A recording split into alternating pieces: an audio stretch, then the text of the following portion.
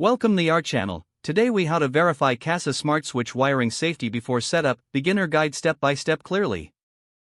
Before beginning any work on your Kasa smart switch, ensure your safety by turning off the power at the circuit breaker.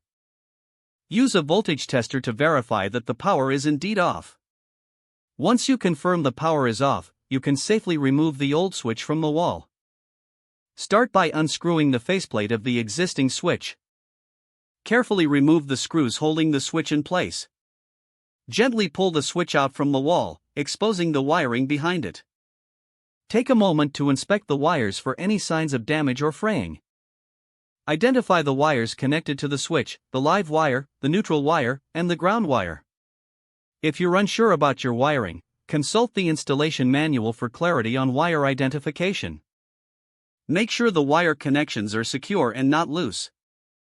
If the wiring appears old or corroded, consider consulting a professional electrician. Check if your home's electrical system is compatible with the Kasa smart switch specifications. If everything looks good, proceed to disconnect the wires from the old switch. Make sure to label the wires if necessary to avoid confusion during installation. Once the old switch is removed, you can now prepare to install the Kasa smart switch.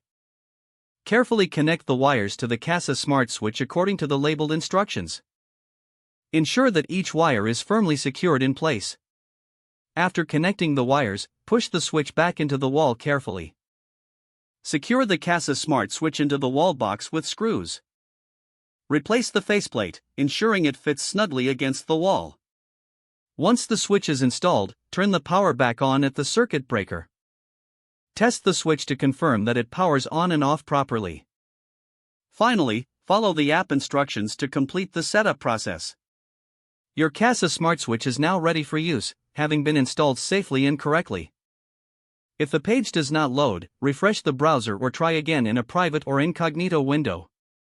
Make sure you are using the correct email address, then retype it carefully to avoid small typos. If your password is not accepted, use the reset option and create a new strong password you can remember. Check your spam folder for verification or security emails, then complete any requested confirmation steps. Don't forget to like this video and subscribe to our channel for more step-by-step tech guides.